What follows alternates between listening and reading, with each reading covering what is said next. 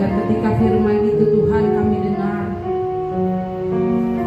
dengan hikmat yang Tuhan berikan, memampukan kami Bapa untuk mampu melakukannya dalam kehidupan kami.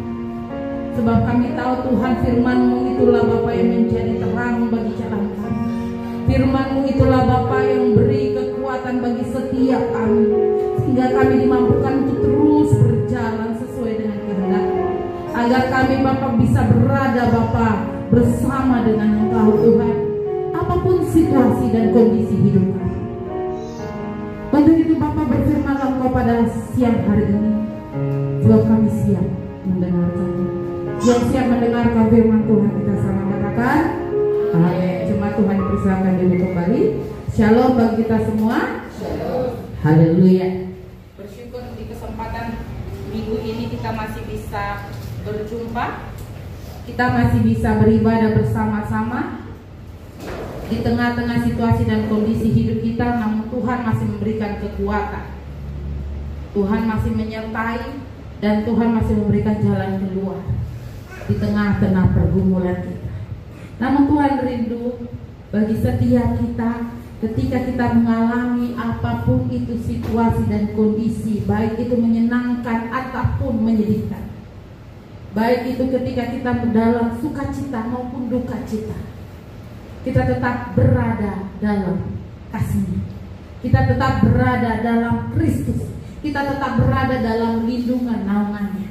Untuk itu bagaimana caranya agar kita bisa tetap berada di dalam Kristus? Ini yang menjadi kerinduan setiap umat manusia. Orang-orang yang dikasihinya, orang-orang yang mengaku dengan mulut lidahnya bahwa dialah Yesus sebagai juru selamat dalam hidupnya. Mari kita buka dalam Filipi pasal yang kedua, ayat yang pertama sampai ayat yang ke-11. Filipi pasal 2, ayat yang pertama sampai ayat yang ke-11.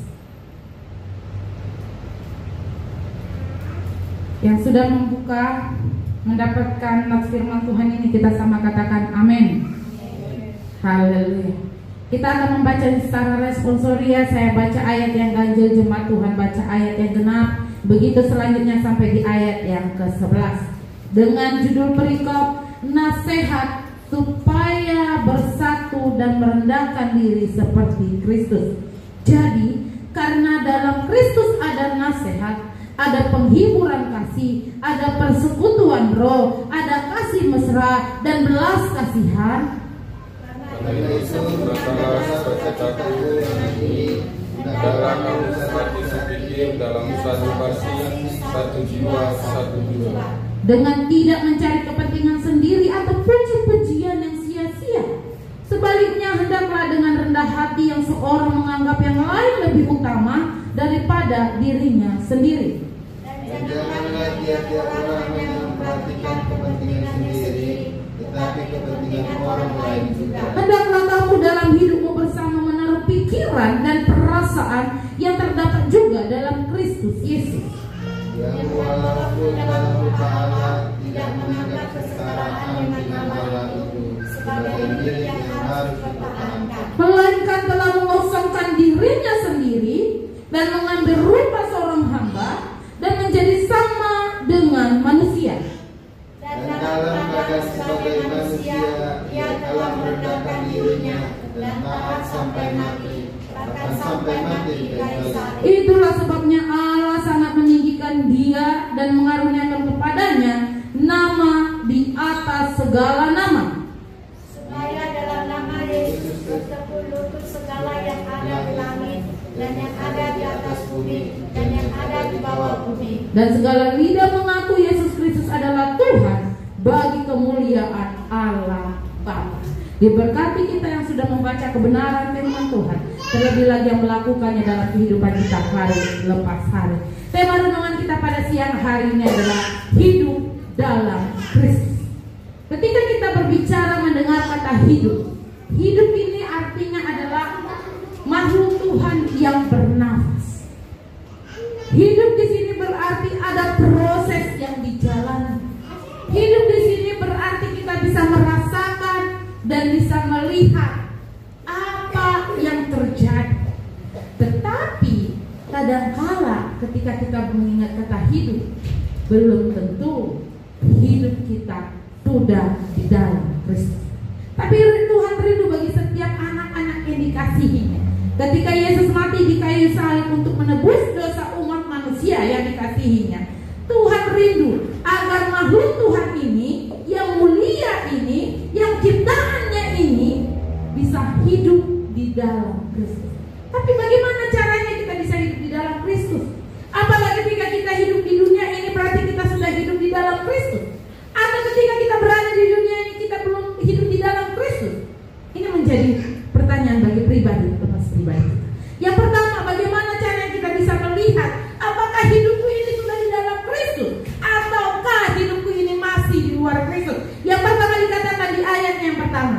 Jadi karena di dalam Kristus ada nasihat, ada penghiburan kasih, ada persekutuan roh, ada kasih mesra dan belas kasihan. Di ayat kedua, karena itu sempurnakanlah sukacitaku ini dengan ini, hendaklah kamu sehati sepikir, dalam satu kasih, dalam satu jiwa, dan satu tujuan. Yang pertama, bagaimana kita bisa hidup di dalam Kristus? Cara yang pertama adalah kita berada di dalam Kristus. Amin. Kita berada di dalam Kristus. Karena ketika kita hidup dalam Kristus, ciri yang pertama, cara yang pertama adalah kita berada di dalam Kristus. Ini bisa kita analogikan dengan ketika kita memiliki rumah. Kita memiliki rumah. Kita mau memiliki rumah. Atau kita sudah memiliki rumah. Tetapi bagaimana caranya kita bisa berada di dalam rumah? Bagaimana kita bisa berada ketika kita sudah memiliki rumah tersebut, yaitu kita tinggal di dalamnya. Kita tinggal di dalam rumah itu, maka kita bisa merasakan bahwa kita ada di rumah itu. Begitu juga dengan Kristus. Ketika kita berkata bahwa kita hidup di dalam Kristus, hidupku bagi Kristus, tapi kita lupa kita tidak tinggal di dalam Kristus, atau hidup kita tidak mencerminkan bahwa kita hidup di dalam Kristus. Karena bagaimanapun ketika kita berkata hidup di dalam Kristus, berarti diri kita ini harus berada di dalam Kristus. Bagaimana aku bisa dikatakan berada dalam Kristus? Yang dikatakan di ayat pertama sampai kedua adalah jika karena di dalam Kristus ada nasihat. Ketika kita berada di dalam Kristus, maka kita akan mendengarkan nasihat-nasihat. Baik itu dari orang-orang sekitar kita, baik itu dari orang-orang terdekat kita, maupun dari orang-orang terjauh.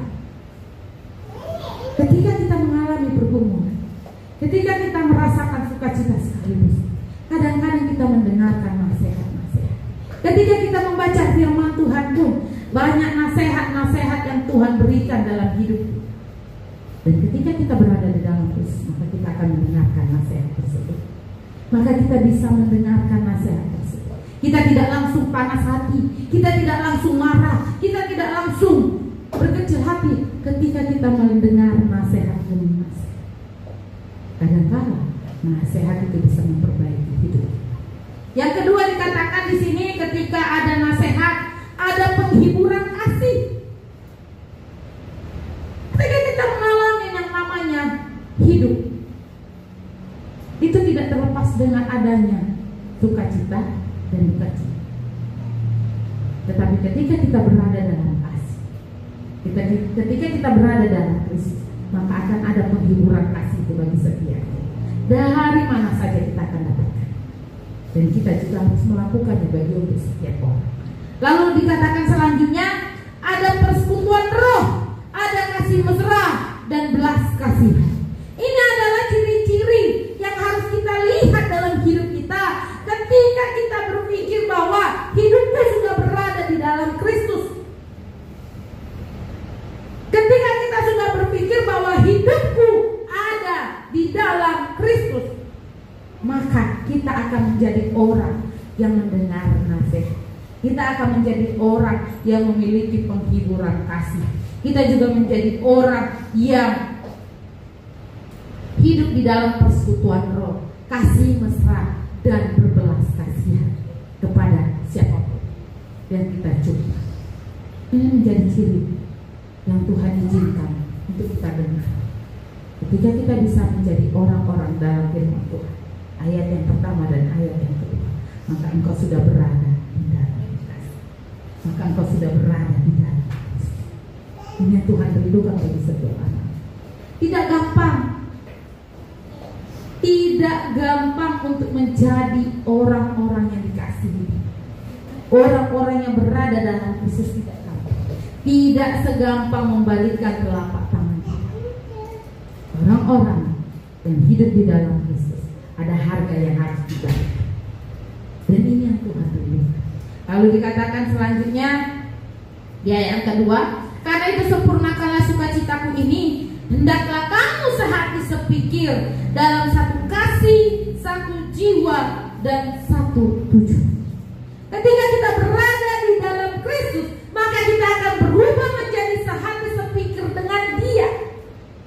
Pikiran kita tidak menjadi pikiran manusia kita secara logika kita berpikir, tapi kita akan dimampukan untuk berpikir seperti Kristus. Kita akan berpikir seperti Dia. Bagaimana kita bisa mengubah kesedihan kita itu menjadi alat senjata kita untuk kita terus berjalan bersama dengan Dia. Bagaimana kita bisa mengubah yang namanya kesedihan kita tadi itu bisa menjadi senjata kita agar kita bisa terus bergantung kepada Dia.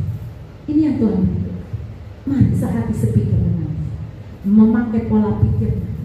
Ketika kita memakai pola pikirnya Tuhan, maka waktu Tuhan itu akan menjadi yang terbaik.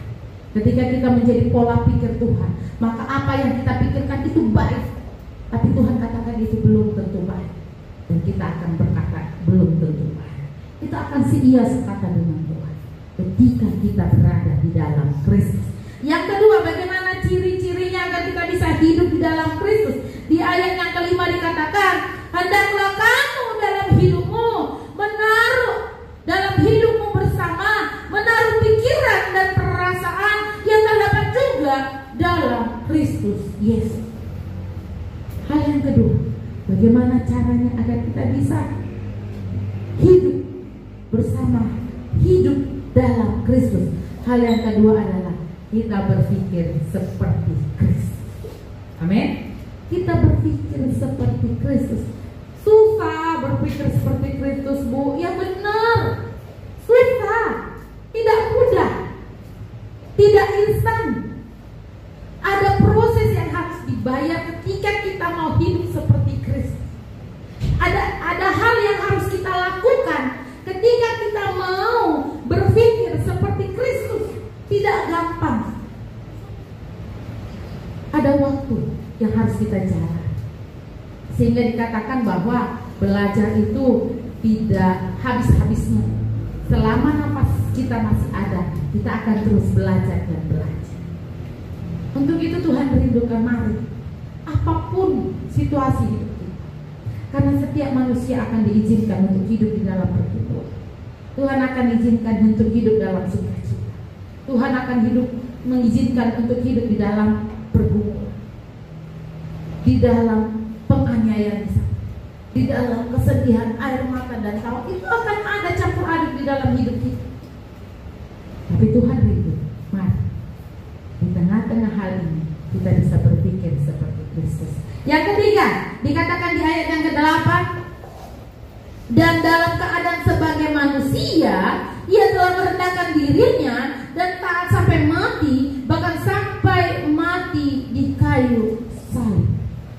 Hal yang ketiga, bagaimana kita bisa hidup di dalam Kristus? Yang Tuhan rindukan adalah kita berusaha untuk hidup taat di hadapan Dia. Sulit saya untuk hidup taat. Kadang hari ini saya bisa taat, besok lupa. Kadang hari ini saya bisa taat, besok saya lupa. Kadang hari ini saya taat, besok saya tidak taat lagi, tidak setia. Bolong-bolong ketaatan saya. Tidak apa-apa Bapak Ibu, selagi ada niat kita untuk terus berusaha hidup taat di hadapan Tuhan, Tuhan akan terus ingatkan bagi setiap kita agar kita bisa hidup taat di hadapan Tuhan dengan situasi dan kondisi apapun. Karena ketika Tuhan melihat apa yang kita lakukan, usaha yang engkau lakukan untuk Dia, hal-hal yang kau lakukan untuk Dia, maka Tuhan akan menambahkan kekuatan baru dalam hidup. Berusaha hidup taat di hadapan Tuhan. Karena Yesus saja ketika Dia ada di surga, tapi Dia harus rela berada di bumi seperti manusia. Dia harus mati, disalibkan untuk menebus dosa-dosa manusia. Itu yang Dia rasakan. Dan ketika kita sudah menonton film yang sudah didokumentasikan bagaimana perjalanan hidup Yesus sampai Dia mati di kayu salib, mungkin tidak ada yang semengerikan itu hidup kita, semenderita itu hidup kita, sesedih itu hidup kita. Hidup kita lebih baik dari itu. Tapi Tuhan rindu agar kita bisa hidup taat sampai mati.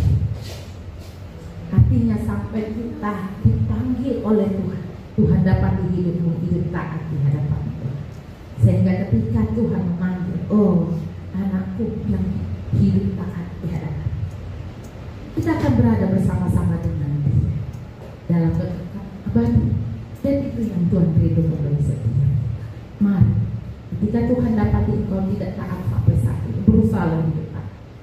Karena ketika kita terus belajar, maka kita akan dimampukan untuk hidup. Dan yang terakhirnya yang ke-10 dikatakan, supaya dalam nama Yesus bertekuk lutut segala yang ada di langit dan yang ada di atas bumi dan yang ada di bawah bumi, dan segala lidah mengaku Yesus Kristus adalah Tuhan, bagi kemuliaan Allah Bapa. Ciri yang terakhir atau cara yang terakhir, bagaimana cara kita bisa hidup di dalam Kristus, yaitu bertekuk lutut mengakui Dia dalam hidup. Bertekuk lutut mengakui Dia dalam hidup.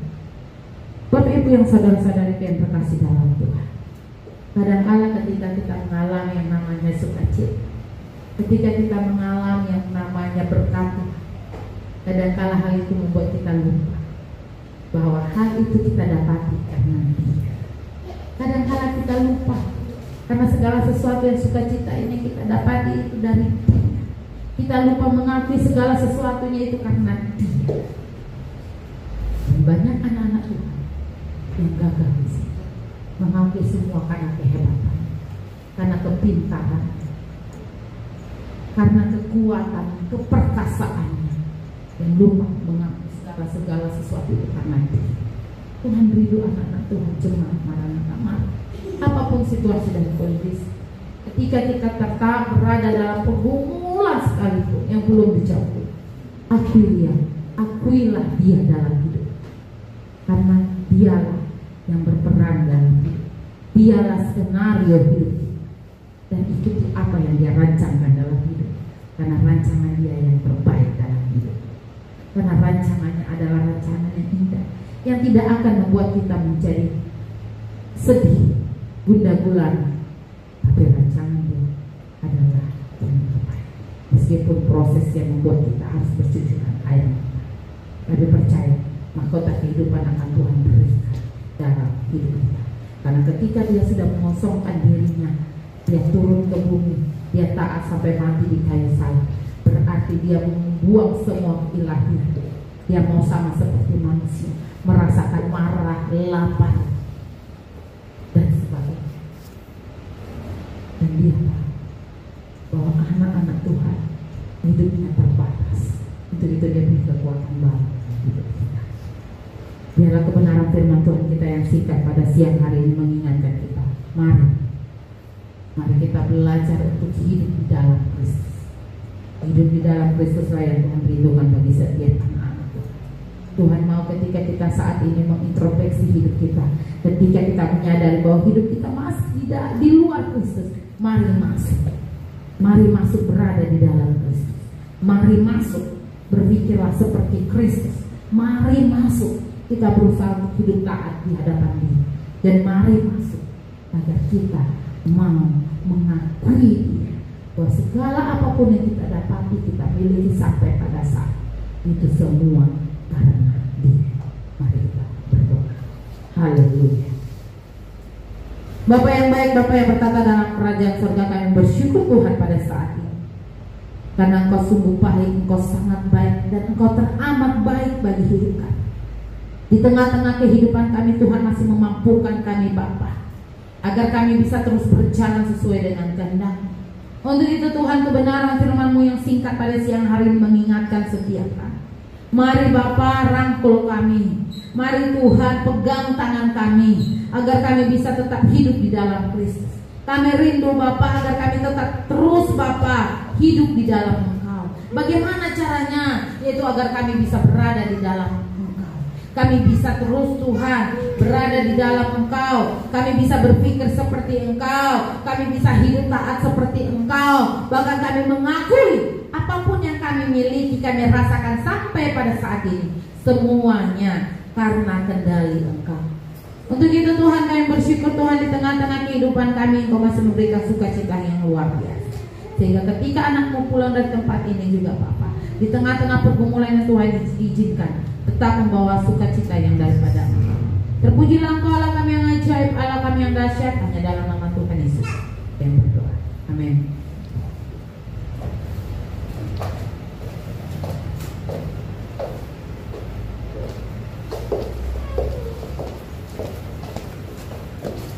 Terima kasih Bapak Tuhan yang telah